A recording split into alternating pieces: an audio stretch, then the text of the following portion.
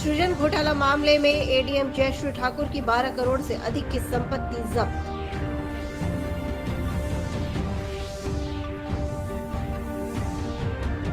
और आयुष्मान आरोग्य योजना के तहत पटना एम्स में हो रहा है गरीबों का मुफ्त इलाज।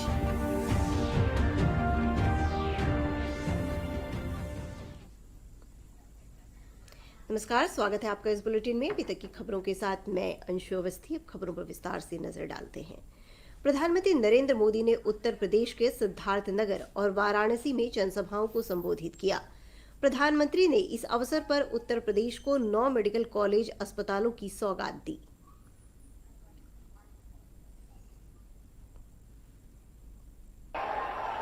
स्वस्थ और निरोग भारत का सपना पूरा कर बदे ये एक बड़ा कदम है। आप सबके बधाई। आज का दिन पूर्वांचल के लिए, पूरे उत्तर प्रदेश के लिए आरोग्य की डबल डोज लेकर आया है। आपके लिए एक उपहार लेकर आया है। यहां सिद्धार्थनगर में यूपी के 9 मेडिकल कॉलेज का लोकार्पण हो रहा है। इसके बाद पूर्वांचल से ही पूरे देश के लिए बहुत जरूरी ऐसा मेडिकल इंफ्रास्ट्रक्चर की एक बहुत बड़ी योजना शुरू होने जा रही है।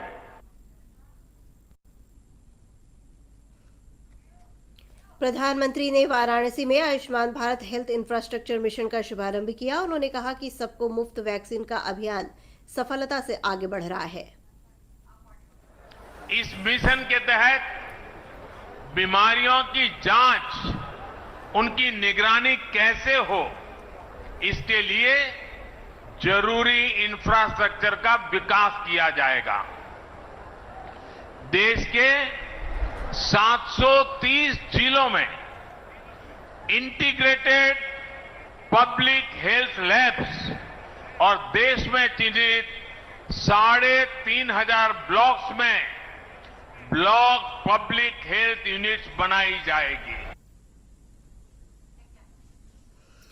प्रदेश में तारापुर और कुशेश्वर स्थान विधानसभा सीटों पर हो रहे उपचुनाव को लेकर राजनीतिक सरगर्मियां तेज हो गई हैं। मुख्यमंत्री नीतीश कुमार ने कल तारापुर ईदगाह मैदान में जनसभा को संबोधित करते हुए कहा कि उनके कार्यकाल में पंचायत चुनाव में महिलाओं को आरक्षण दिया गया।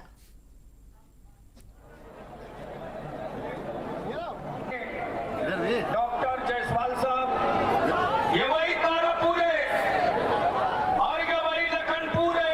या ईसाई हो, अगर किसी की बेटी, अगर किसी का बेटा घर से निकल गया, एक बात लोगों से आग्रह करते हैं, लालू राज में बिहार सरकार के माननीय मंत्री आपदा के बारे में जो स्थिति आती है, जरा आजकल वोट मांगने आता है, जरा उनसे पूछिए तो कि राज कर रहे थे, अब बाढ़ से या सुखाड़ से प्रभावित होता था, उसको कोई मदद देते थे, कोई मदद मिलती थी।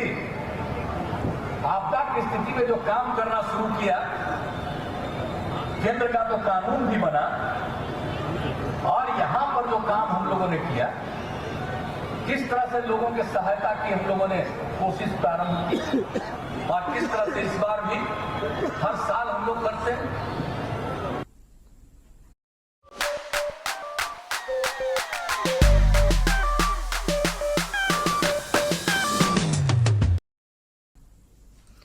कुशेश्वर स्थान विधानसभा क्षेत्र के धवौलिया में चुनावी सभा को संबोधित करते हुए मुख्यमंत्री ने विपक्षी दलों पर कटाक्ष किया। उन्होंने कहा कि एनडीए के कार्यकाल में पूरे बिहार में विकास का काम हुआ है।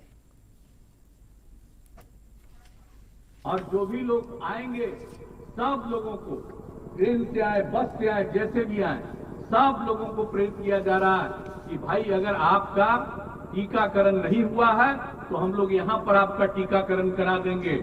और जांच भी हम लोग करेंगे। एक एक चीज के लिए हम लोगों ने जो काम किया, आप लोगों ने मौका दिया, कोई भी चीज को हम लोग छोड़ रहे हैं। और अभी तो हाल में हम लोगों ने तय कर दिया कि 28 अक्टूबर को, आज 25 अक्टूबर को आपके बीच में, पूरे बिहार में 28 अक्टूबर को और उसके बाद 7 नवंबर को और भी विशेष टीकाकरण चलाएंगे। राजद प्रमुख लालू प्रसाद ने पटना पहुंचते ही उपचुनाव को लेकर राजनीतिक सरगर्मी के साथ ही कांग्रेस से गठबंधन तोड़े जाने को लेकर भी चर्चाएं तेज हो गई हैं। पटना में कल श्री प्रसाद ने कांग्रेस से गठबंधन तोड़े जाने को सही ठहराते हुए कहा कि गठबंधन हारने के लिए नहीं होता, इसलिए राजद दोनों सीटों पर अकेले चुनाव लड़ रही है। वहाँ चुनाव भी है, बाई इलेक्शन तारापुर में और कुशेश्वर स्थान में। कोशिश करेंगे वहाँ भी जाने का। अभी तो डॉक्टर साहब, गठबंधन क्या होता है कांग्रेस का, क्या होता है कांग्रेस का गठबंधन? और कांग्रेस हारने के लिए उसको दे देते हम कांग्रेस को, जमानत जब्त कराने के लिए। राजद नेता तेजस्वी प्रसाद यादव ने कल तारापुर विधानसभा क्षेत्र में चुनावी सभाओं को संबोधित किया। इस दौरान उन्होंने महंगाई का मुद्दा उठाते हुए कहा कि आप लोगों के लिए मोटरसाइकिल चलाना भी मुश्किल हो गया है। बिहार की जनता अगर हमको मुख्यमंत्री बनाती है तो अगर मेरा पहला कदम चलेगा, पहले कैबिनेट मीटिंग में हम 10 लाख नौजवानों को सरकारी नौकरी देंगे।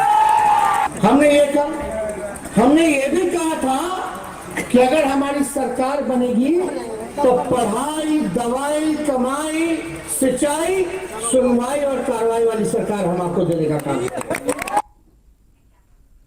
सैनिक स्कूल नालंदा में सत्र 2022-23 में कक्षा 6ठी में लड़कों और लड़कियों तथा 9वीं कक्षा में केवल लड़कों के नामांकन के लिए ऑनलाइन पंजीकरण की अंतिम तिथि आज तक है। सैनिक स्कूल की राष्ट्रीय वेबसाइट aissee.nta.nic.in पर ऑनलाइन पंजीकरण कराया जा सकता है।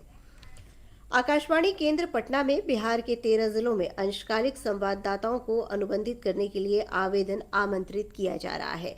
अधिक जानकारी के लिए वेबसाइट www.newsonair.gov.in के वैकेंसी सेक्शन से जानकारी प्राप्त की जा सकती है। सिवान जिले के गुठनी प्रखंड के बेलौरी और बेलौर गांव में 4 लोगों की अचानक मौत हो गई। मृतकों के परिजनों ने कहा कि मौत जहरीली शराब पीने से हुई है।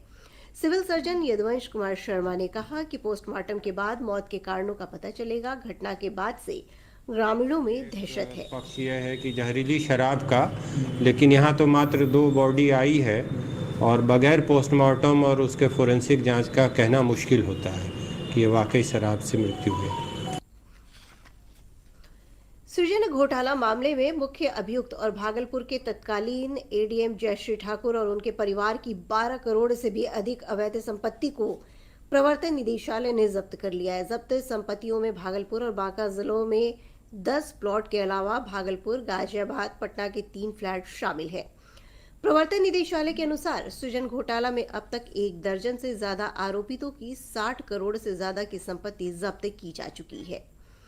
इस बुलेटिन का सीधा प्रसारण आप हमारे YouTube channel DD news Bihar पर देख सकते हैं। इसके अलावा ट्विटर और फेसबुक पेज पर भी ताज़ा तरीन समाचार और सूचनाएं उपलब्ध हैं। हमारे YouTube चैनल तक पहुंचने के लिए अपने मोबाइल से स्क्रीन पर दिखाए जा रहे QR कोड को स्कैन करें और DD बिहार से प्रसारित होने वाले समाचार देखें। भारत सरकार की महत्वाकांक्षी आयुष्मान आरोग्य योजना के तहत कई गरीब लोगों का इलाज पटना के एम्स में चल रहा है।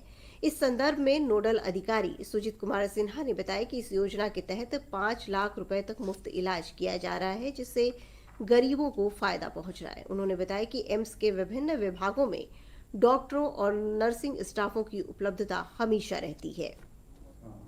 एक बच्चा है, ऐसे तो क्रिटिकल केयर में बहुत सारे बच्चों का एडमिट किया जाता है आयुष्मान के अंदर में, लेकिन अभी एक बच्चा का मैं बारे में बता रहा हूँ। ये बच्चा है आयुष्मान दिलीप कुमार व्यास करके एक बच्चा है जो कि पीडियाट्रिक्स में भर्ती है जी, और वो काफ़ी सीरियस कंडीशन में आया था, लेकिन उसको पिछले 20 दिनों से करीब भर्ती है वो, और अभी उसका कंडीशन काफ़ी है।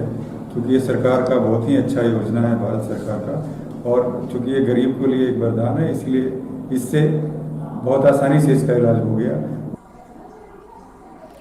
इलाजरत दिलीप कुमार के परिजन बताते हैं कि प्रधानमंत्री की महत्वाकांक्षी ये योजना गरीबों के लिए लाभदायक है और तभी हमारा इलाज संभव हो सका है। इलाज के लिए यही हम कहना चाहते हैं कि हम लोग गरीब परिवार से हैं। पहले जैसे हम घर पे थे तो उतना पता नहीं था आयुष्मान भारत कार्ड के बारे में। यहाँ पर आने के बाद बहुत सारी मदद मिले हैं आयुष्मान कार्ड से। हम लोग गरीब परिवार से पहले हम लोग को इतना पता नहीं था कि सरकार हम लोग को इतना भी कर रहा है। यहाँ पर आने के बाद आयुष्मान कार्ड से बहुत सुविधा मिला गरीब परिवार को। और हम बताए हैं दिलीप को यहाँ लेकर आए हैं तो दिलीप को उससे पहले बड़ी परेशान था। अभी यहाँ लेकर आएगा तो सब दीदी सर मिल करके मदद का यहाँ हमको बच्चा सही हुआ है। तो और यह कहने चाहते हैं कि जो हमको सबके धन्यवाद। प्रधानमंत्री जीवन ज्योति योजना जीविका से जुड़ी महिलाओं के लिए पहली पसंद बन रही है। इस योजना से परिवार को जीने का आधार मिल रहा है। नवादा से एक रिपोर्ट।